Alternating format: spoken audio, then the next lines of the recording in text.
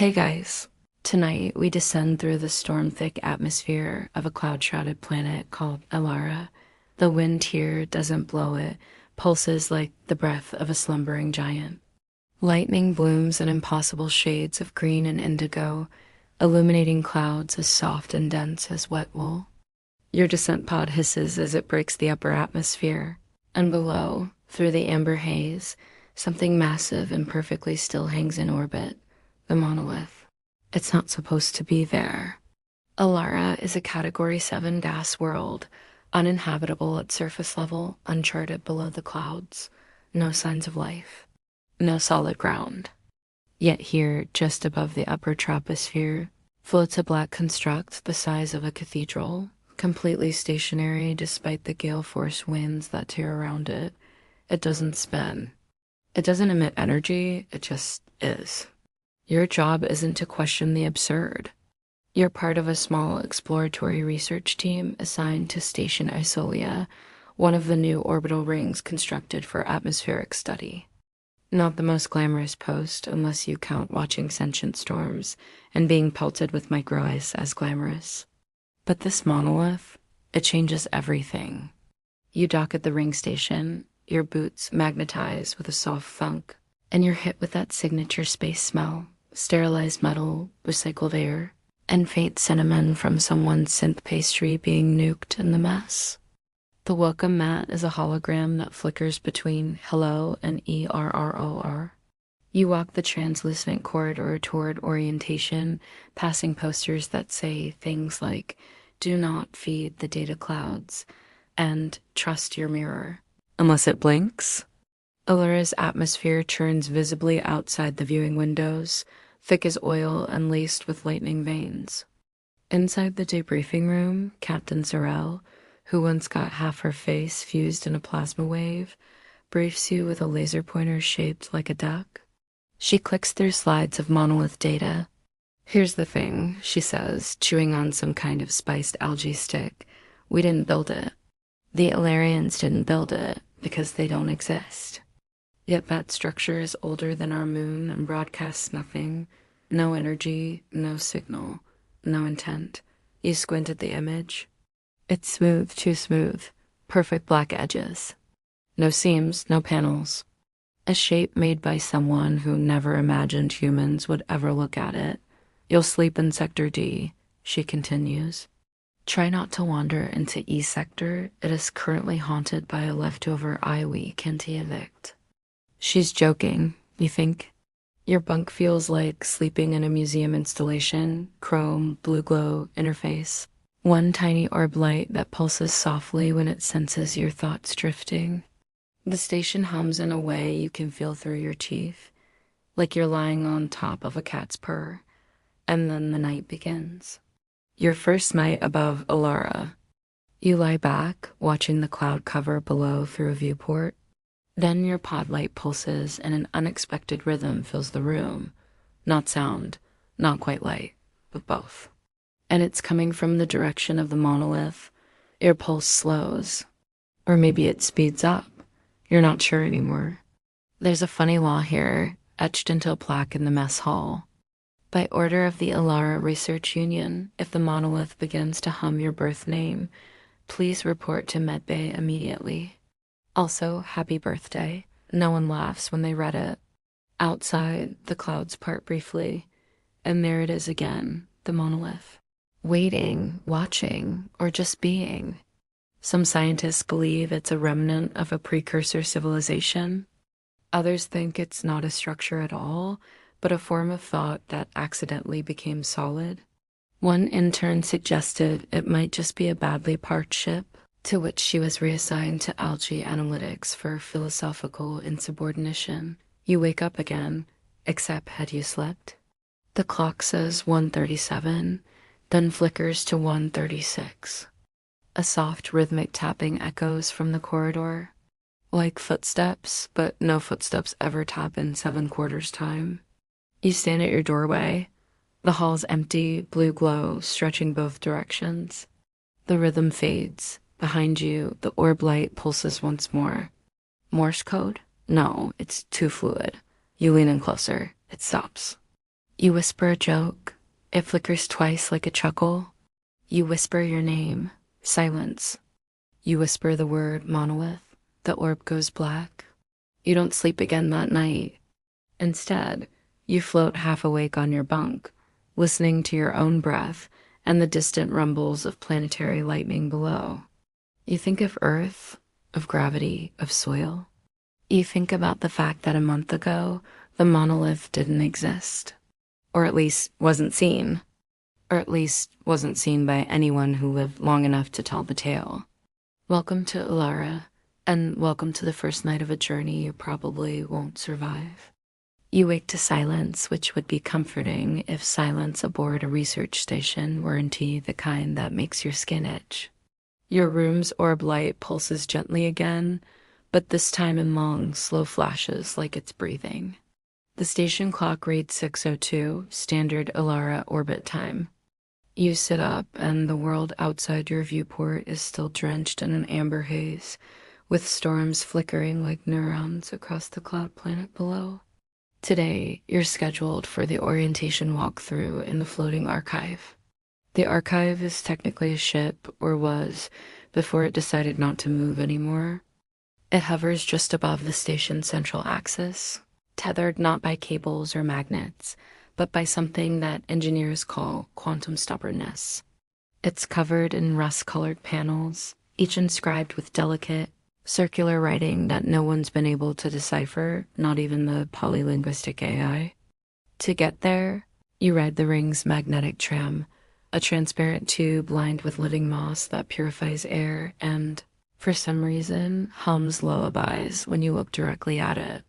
Across from you, another researcher sits cross-legged, eyes closed, whispering to her sandwich in Old Martian. You decide not to ask.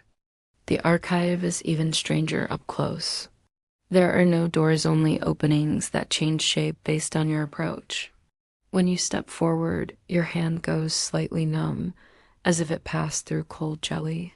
Then the metal parts like curtains, revealing a hollow interior lined with floating data crystals, all humming softly in mismatched harmonics. You float inside, no gravity, no walls, either not in the normal sense. The space curves in on itself, like walking inside a mirrored dream. You feel like you're inside a cathedral built by thoughts rather than hands. A voice greets you. Or, more precisely, 12 voices harmonize in your skull. Hello. It's the Archive A, also called Delphi, after the oracle it once misquoted during a lunar ethics debate. Please do not touch the dreaming crystals unless you wish to relive the planetary extinction of Huron Prime, Delphi warns cheerfully. Also, welcome. You glide between the clusters, each crystal spinning in slow, deliberate orbits. When you pass close to one, you see flickers of memory that aren't yours, a field of obsidian trees under 3 suns, a wedding in zero gravity, a fish with legs arguing politics. The archive absorbs and echoes minds, though it never clarifies which ones are real. You reach the central node, a globe of liquid data, suspended in a silver ring. Delphi pulses gently. Query accepted. Monolith parameters uploading. Please ignore the laughter, that is residual. You brace yourself and the globe flashes, then nothing. Just a low-frequency pulse that passes through your bones and leaves behind the scent of burnt mint. You stagger slightly. Behind you, one of the crystals spins faster. Did you feel that? Asks a technician beside you. Her badge says Ambi, and her eyes are mismatched. One human, one made of mirrored graphene. You nod. She leans closer. I've been listening to that monolith for weeks. The pulses follow no mathematical pattern, but they align with one thing. You raise your eyebrow. Dream cycles, she whispers. Back on the tram, your head buzzes. Dream cycles. The monolith responds to human subconscious waves. You vaguely remember the joke in the crew's orientation packet. Sleep responsibly. Your dreams might leak. The tram slows, but not at the station. It stopped mid-tube. Outside, hovering just past the transparent wall, is a second monolith. Slightly smaller, identical shape, zero movement. No one said there was a second one. The intercom crackles. Maintenance delay. Please enjoy the view. Do not attempt to name the object. Naming may cause identity transfer. You stare as the object tilts no. It doesn't move. But your mind insists it wants to. The moss on the tram wall hums a lullaby. You think it's in a language you never learned. The tram resumes. You say nothing. Later, in your room, your pillow is warm on one side, but you don't remember lying down. You notice a smear of data ink on your finger's residue from a dreaming crystal. That shouldn't happen. Those are supposed to be sealed against neural leakage. You pull the blanket up. You whisper, just to test. Monolith. Your orb light flickers once, then breathes in sync with you. Your sleep, if it can be called that anymore, ends with a pulse. Not from your body or the station's life support, something subtler. You feel it behind your eyes like a dream blinking at you. You sit up. The orb light is dim, almost expectant. Outside your viewport, the clouds churn in silence. But something's different. The monolith is gone. No alerts, no alarms. Just absence. You drift into your clothes. The station's morning announcements begin with their usual static-filled cheer. Good morning, Elarans. Remember, the cafeteria now offers 12 variations of algae pudding. Try the peppermint or regret flavors. In the main corridor, others have noticed. Hushed voices. Curious glances. Anvi intercepts you outside the lift tube. It moved, she says. That's new. You both float down to the observation ring. There, stretched across the far horizon, is the monolith larger than before. Not because it grew, because it's closer. Hovering now barely above the cloud line, it pulses with slow, deliberate rhythm. You realize something else. You feel it pulsing inside you. You're not alone in this. The pulse is discussed on every floor, always as an afterthought. Strange vibe today? Or anyone else have a headache shaped like a square? You pass a crewmate who's using a fork to draw geometric patterns on his skin. He smiles. I dreamed in straight lines last night. Captain Sorrell calls an emergency sync in the mess hall. This isn't a threat, she begins.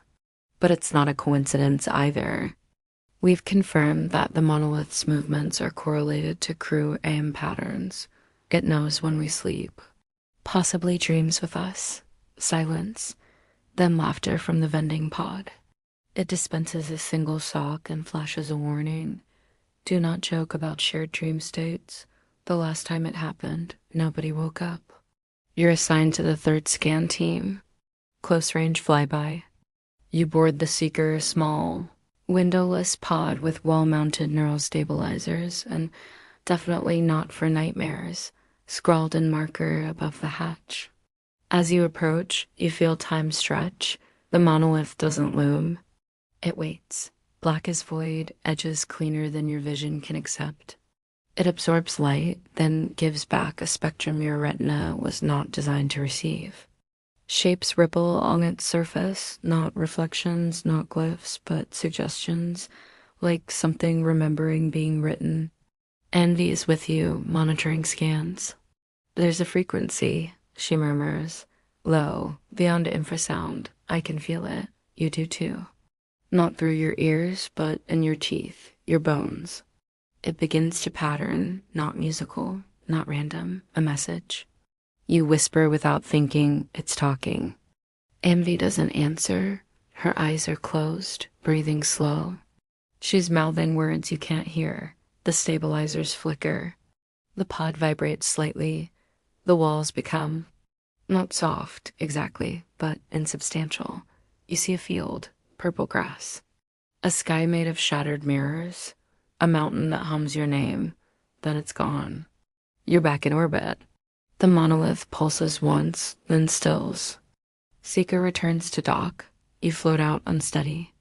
Anvi looks at you, eyes wide. I didn't say anything, she whispers. But I heard myself say goodbye. You don't report that part. Later, alone, your fingers trace the outline of something etched into your bunk's metal frame, a square with concentric waves. It wasn't there yesterday. It glows softly when you close your eyes. You don't sleep, not properly. What happens is more like drifting through half-formed corridors of thought, chased by impressions too quiet to name. You awaken with the taste of ozone on your tongue and a pressure behind your eyes like you've been squinting at the future. The monolith hasn't moved again. Not physically, but it has changed.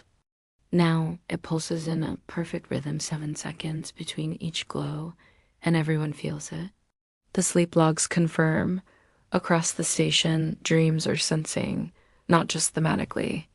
Identical imagery, purple fields, the mirror sky, a humming mountain, and always, somewhere in the background, the monolith, watching, waiting, whispering. Captain Sorrell issues new sleeping protocols. No solo rest cycles. All naps must be monitored by iDream interference filters, or DREM catchers, which look unsettlingly like glowing jellyfish suspended above your bunk. They emit a soft chime every few minutes, like a digital heartbeat, reminding you that someone or something is always watching now. But it doesn't help. You still wake up knowing things you shouldn't.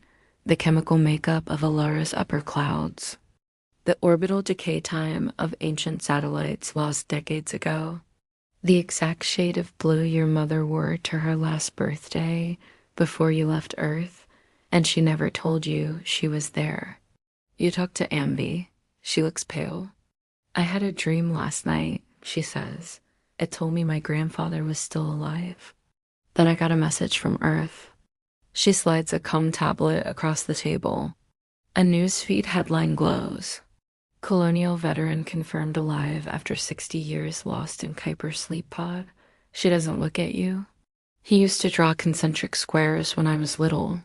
He said they helped him remember who he was. You glance down at your palm. There it is.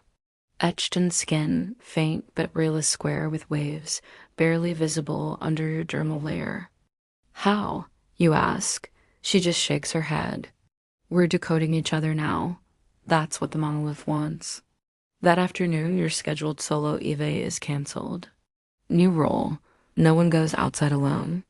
Too many crew members have reported perceptual distortions, hearing whispers in sealed helmets, seeing mirrored versions of themselves staring from hull reflections. One crewman swore his tether looped back and tied itself into a Mobius strip. It took 2 hours to untangle him, and he no longer remembers his own name. So you study instead. You pore over dream logs, scan the monolith's latest rhythmic pulses. One line of data catches your eye. It's a sound file. You isolate it, enhance, play it through a sanitized speaker. It's a voice, yours, saying something you've never said. You think you're the one observing, but you're the memory being read. Your skin prickles. The station issues a curious warning that evening. By order of the Ethics Committee for Applied Psychonautics, please refrain from asking your reflection philosophical questions. It may answer. You spend the night in a common pod with 3 others. No one talks. No one sleeps. The orb lights dim at 3 o'clock, but none of them pulse this time. Outside, the monolith flickers in time with your breath.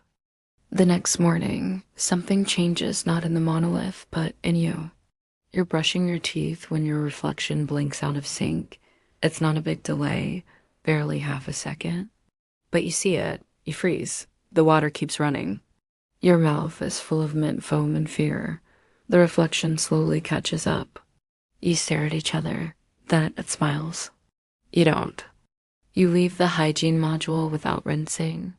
No one stops you. No one makes eye contact. In the corridor, someone has written equations across the floor in algae paste. Complex, recursive fractals. The kind of math that usually only shows up in old dark energy studies. You step around them. They pulse faintly beneath your boots. The monolith is still where it was last night, but now it's humming. Not audibly, but your skin itches with the vibration. It's not just you. Everyone scratches their arms, necks, backs. A strange itch with no source. One crew member even claims to feel it in their dreams. Dream logs show that several people dreamed of the same creature, a being made of mirrors, sitting at the edge of Elara's atmosphere, whispering into the wind. It wears no face, only possibilities. Captain Sorrell makes an announcement over the intercom. Do not speak to your reflections if they initiate conversation. If necessary, file a mirror interaction report form 09K and burn all reflective surfaces within a 3-meter radius. She doesn't laugh. No one does. You're assigned to Gravity Chamber 3 today. The name is a lie. Gravity is optional here. The chamber is used to simulate anomalous environments, Elara's chaotic gravitational anomalies among them. Inside, the walls fold inward like an origami star. The center of the room hovers a plant that doesn't belong, roots like glass, leaves that grow only where no light touches. They call it the reverie bloom. You float near it. It doesn't react. Then you blink and it has moved. Not much, but closer. There's no air movement, no propulsion. But now it's closer to your hand. You blink again. Now it's touching your palm. You feel warmth, then a memory, not yours. A child's laugh in a language you've never heard. The scent of spices not grown on earth. Someone else's heartbeat pounding through your fingers. You pull away. The plant retracts, folds back in on itself. One of its leaves flashes just once in binary. You are soft. You exit the chamber in silence. Later, you try to sketch what you felt. The sound of that heartbeat, the rhythm. But every time you begin, your hand veers off course. The lines twist into the same shape, concentric squares, always spiraling inward. Envy finds you that evening. She speaks low, as if afraid someone might overhear her thoughts. It's happening again. I saw my father last night in the mirror, but he died on Mars when I was 5. You ask her what he said. He asked if I remembered being the wind. Neither of you speaks for a while. Then Amvi turns to you and asks something you haven't considered. What if we're not decoding the monolith? You blink. What if it's decoding us? Outside, the monolith glows once, then goes utterly dark. You're not sure when the sound begins. It isn't a tone or a voice, it's a shape.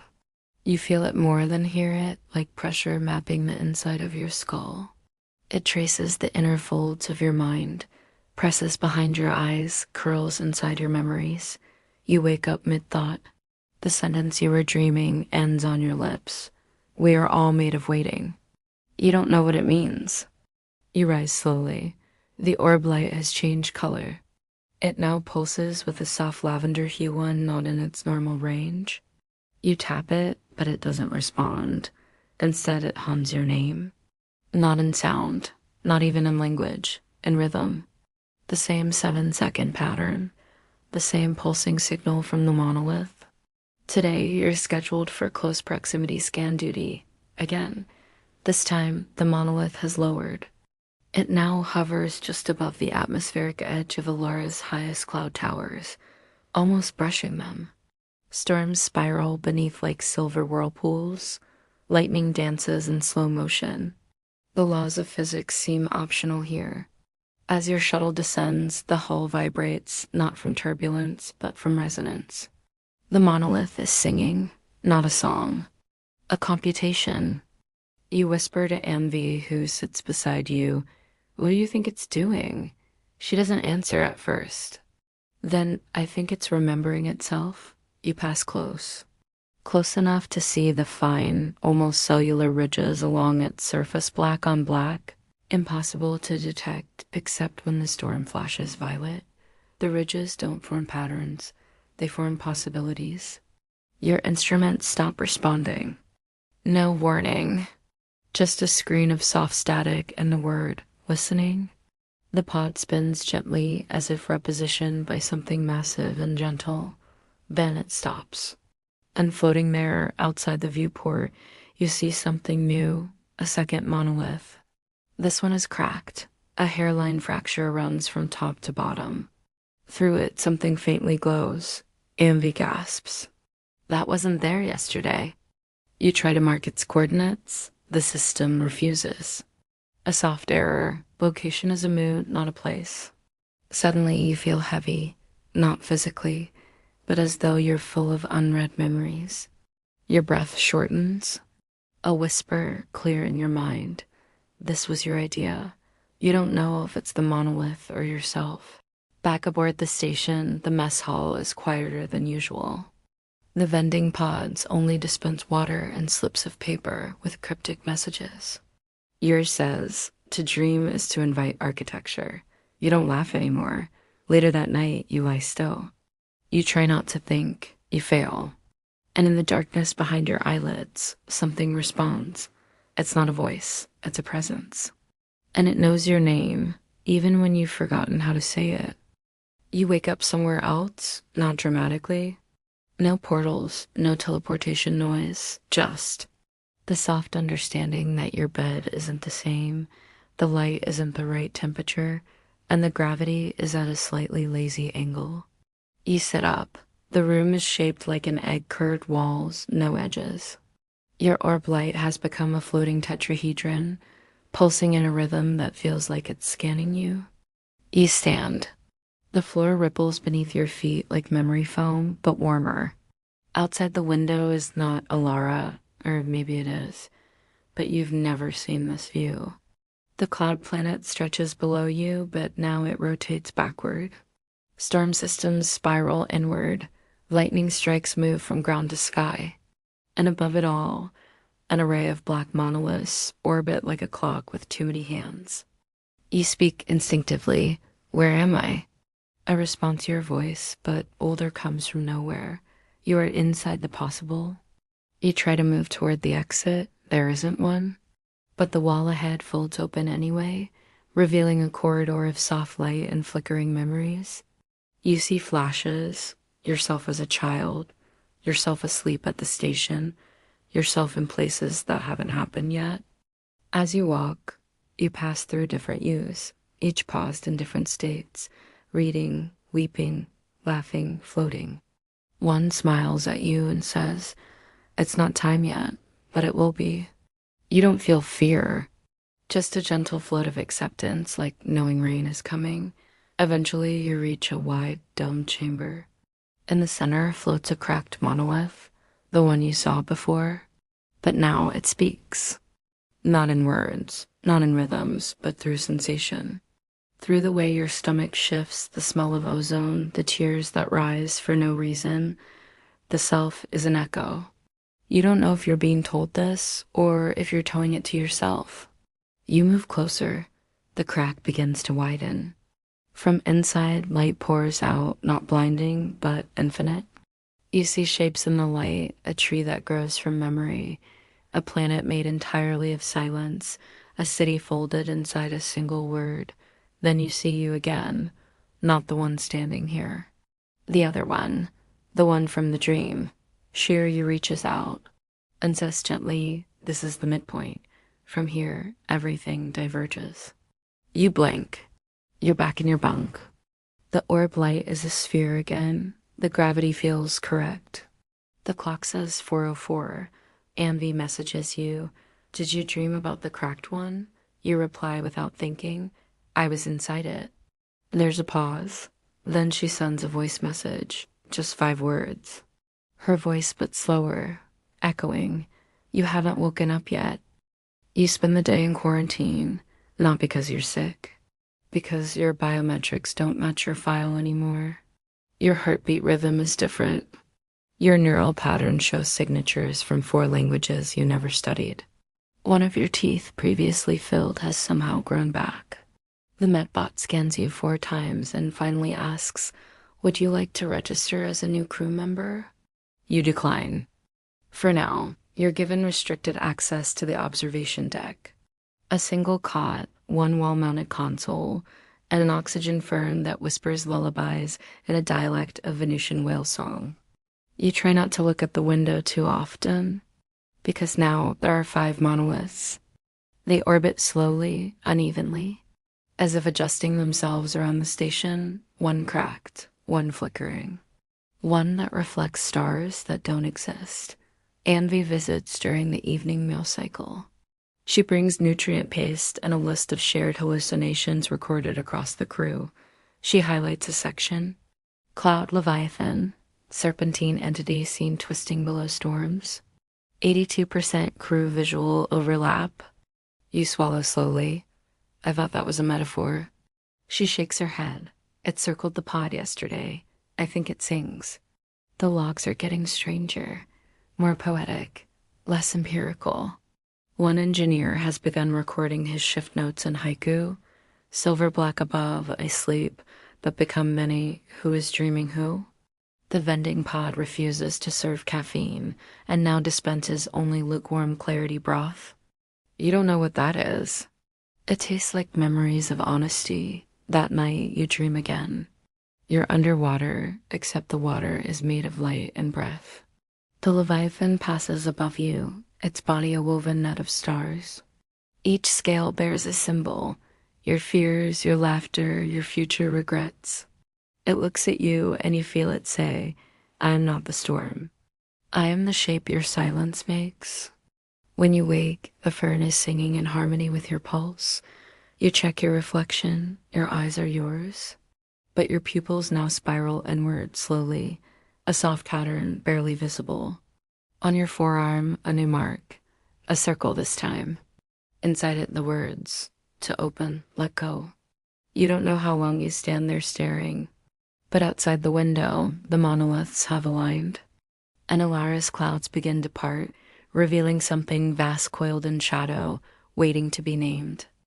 The opening in Elara's cloud canopy doesn't fade. It expands.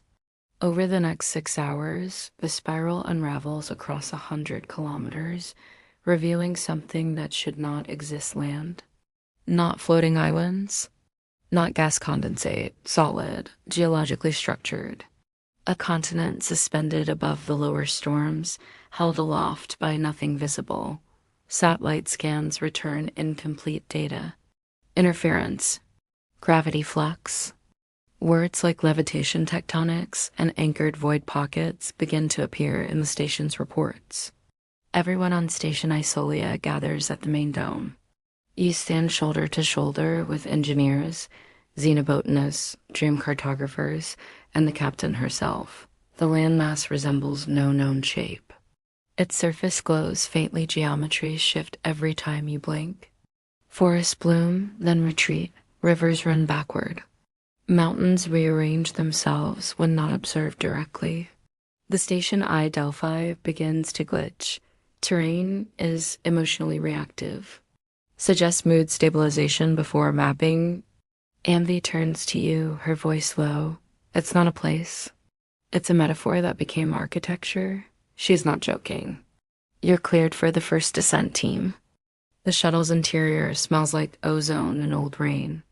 You're quiet the way people are quiet when entering temples or cemeteries. As you break through the cloud line, the land becomes clearer. It's not empty. Structures, towers without tops, bridges that bend upward into nothing. Staircases that spiral in both directions dot the terrain. And there, in the center, a colossal monolith, not floating, rooted, cracked down the middle. As you land, you notice something else. There are paths. Stone paths winding like neural networks across the terrain. Some are smooth, some are shattered, but all of them converge at the base of the great monolith. Your boots touch the surface. It feels like warm memory. A tone hums through your spine. You recognize it. The same rhythm you've felt in your dreams. 7 seconds. You reach the base of the monolith. There's writing. Not carved, not printed. Remembered. Etched into the air itself, visible only when you feel the idea. It says, you are not the first. You will not be the last, but you might be the next. Envy takes your hand. The world tilts no, your perception does. For a moment, you see what the land sees. A child on Earth looking at the stars and wishing they meant something. A storm sighing as it forgets its own name. Yourself becoming light. You fall to your knees. Not in worship, in understanding. You are not here to explore. You are here to be read. From the moment you kneel, the world begins to shift. Not visibly, not physically, but in that strange, Elara way where meaning rearranges itself before matter catches up. The ground beneath your feet doesn't move, but now you're somewhere else. You rise slowly. The colossal monolith stands unchanged, but you feel it watching, not with eyes, with memory. Around you, the air hums faintly as if waiting for a question. So you ask one, why me? No voice answers. Instead, a ripple in the stone. It bends ever so slightly, and in that motion, you feel understanding trickle into you like warm rain. You are curious. That is rare. The phrase doesn't come in words. It arrives as a pulse of feeling, nostalgia wrapped in logic, all laced with grief. Envy approaches. Her boots make no sound. I think it wants us to remember things we haven't lived yet. You nod, because somehow you already agree. The rest of the team spreads out to explore.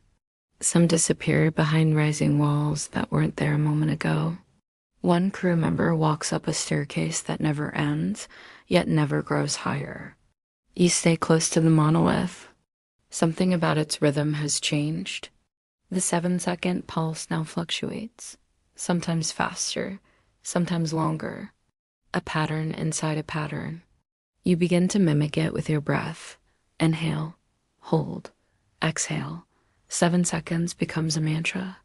And then you hear it, not in your ears, in your chest. A whisper between your heartbeats. Come closer. Your hand lifts without thinking. You touch the monolith.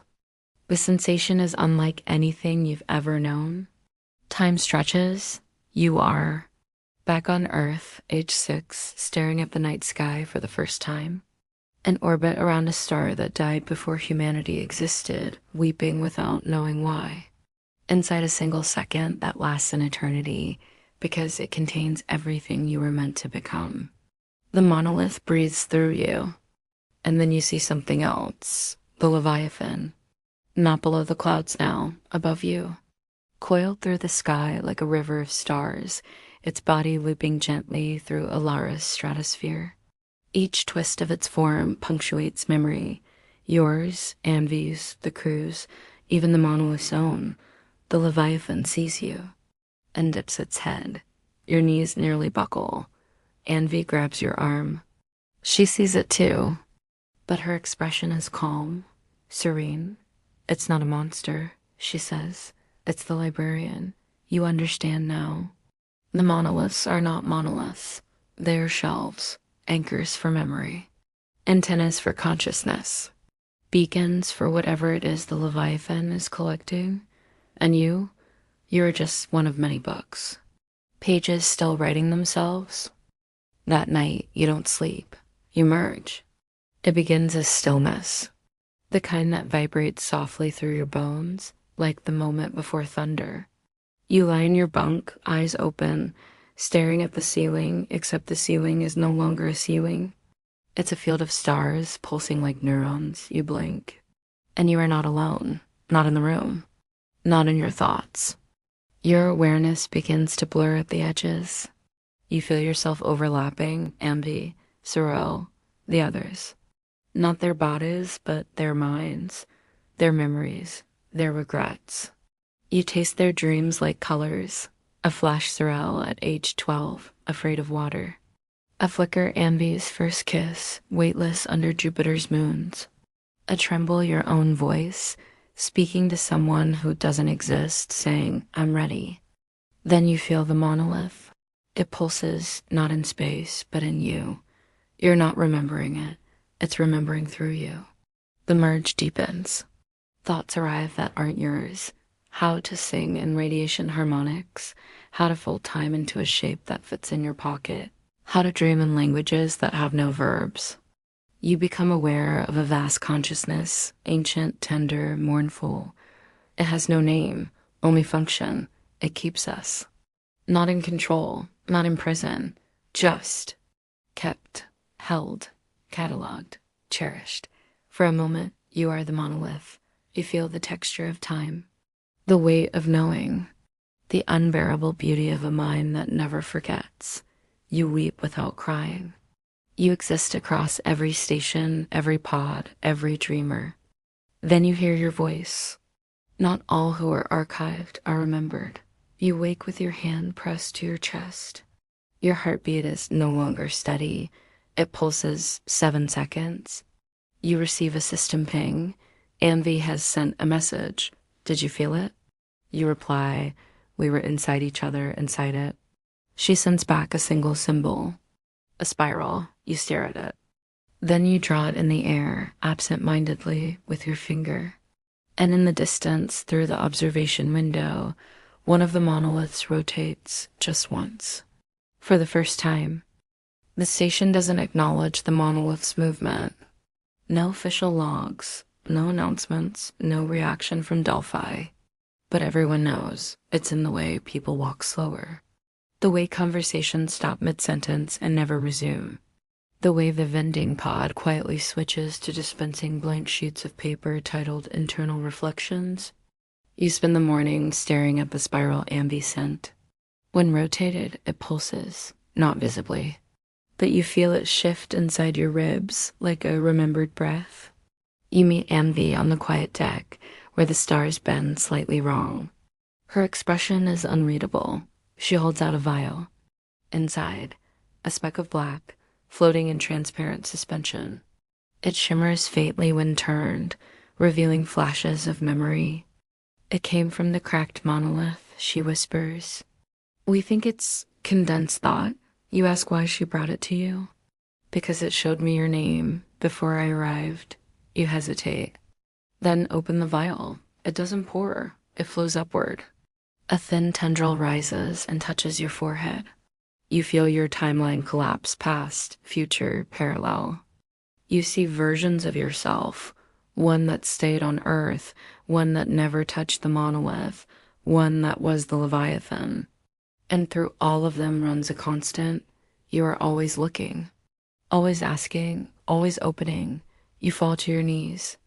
Envy studies you, then asks the question you feared all along. Do you want to return? You don't answer. Because now you see what return means. Returning to a self that hasn't grown. A version of you untouched by meaning. A body no longer tuned to cosmic breath. No, you whisper, because you're already beyond the edge of the map. That evening, you see a strange thing, a door. Standing in the middle of the gravity simulator, not attached to any wall. Just there, you walk toward it. On its surface is the same spiral ambi scent.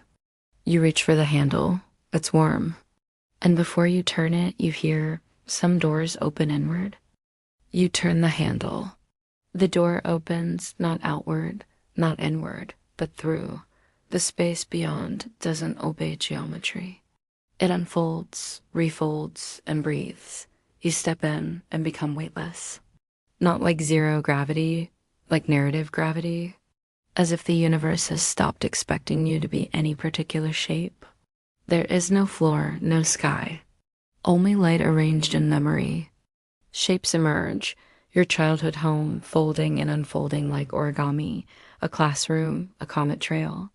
An elevator that only goes sideways. Amvi's voice reading a poem you haven't heard yet. You float past them, feeling no time, only presence. Then something gathers around you.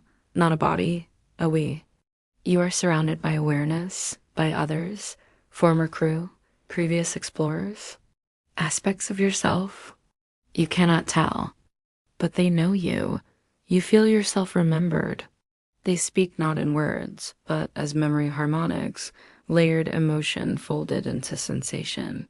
You are a portal. You are a page. You are a question. The light shapes shift again, and you find yourself in a room shaped like a brainstem lit by stars. A monolith floats at the center, cracked and humming. It spins slowly and reveals something embedded deep in the fissure. Your name. Not just your spoken name, your unspoken name. The one that contains all you are, have been, could be. You reach toward it, and everything stops. Breath, light, even the memory of gravity. You exist in a singular instant, absolute and whole. The monolith speaks. You were not chosen. You are the chooser.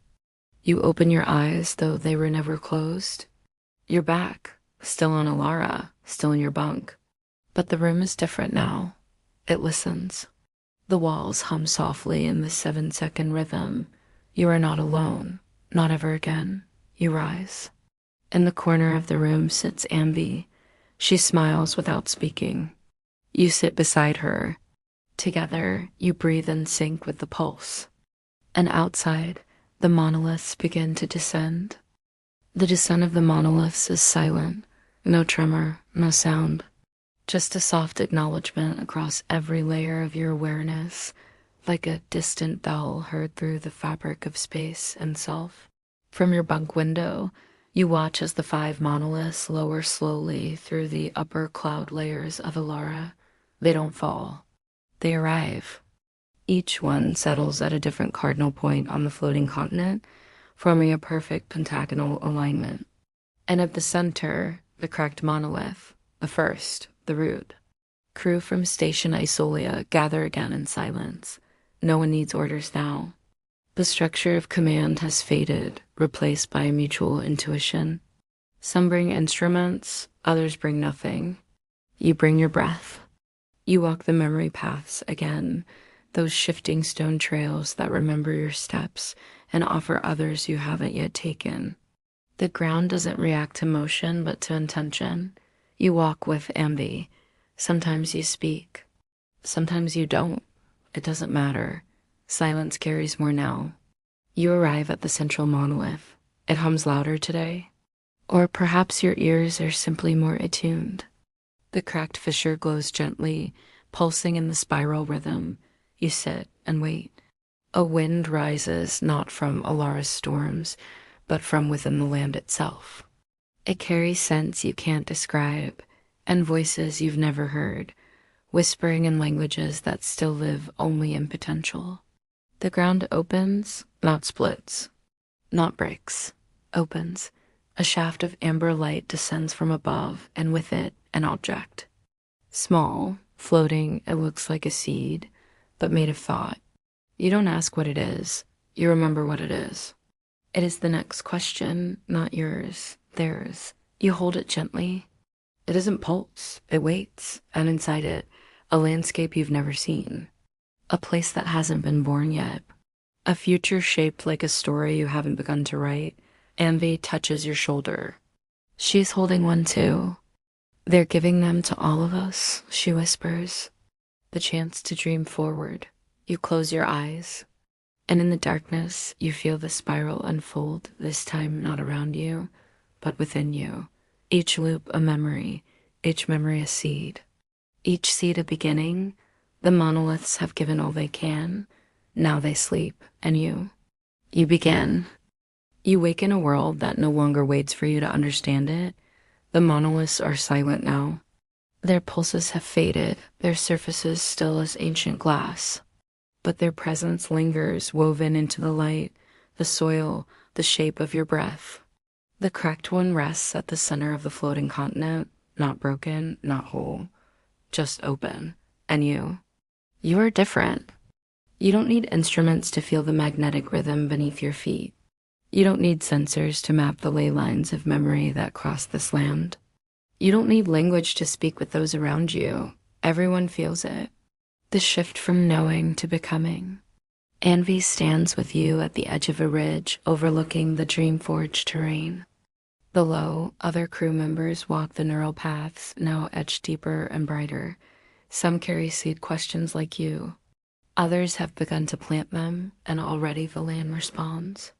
In some places, flowers bloom from thought. In others, music grows like vines. The Leviathan circles far above, its silhouette carved into the clouds. Watching, guarding, archiving, you turn your spiral seed in your hands. It's warm now. It hums lightly, not in rhythm, but an invitation, a choice. You could leave this place, return to the stars, to Earth, to something familiar. But you don't. You kneel, place the seed into the soil, and cover it gently. It sinks not downward, but inward. You whisper nothing. Nothing needs to be said. And the ground responds. Light swells outward in a gentle ring. It doesn't burn. It becomes. A tree begins to grow. Not a tree of wood and leaf, but of memory and moment. Its trunk bends with stories. Its roots split into paths. Its branches reach into skies that haven't been written yet. You feel it, its first thought. Hello. You smile. This is not the end. This is what the monoliths have always been asking. Not what are you, but what will you choose to dream next? You lie back beneath the dreaming tree, where the sky no longer holds only stars, but the weightless echoes of what could be. The pulse of the monoliths is gone, but not forgotten. It lives in your heartbeat now, in the slow, deliberate rhythm of thought becoming form, of curiosity becoming shape. The wind here is soft, scented with fragments of old stories and future promises.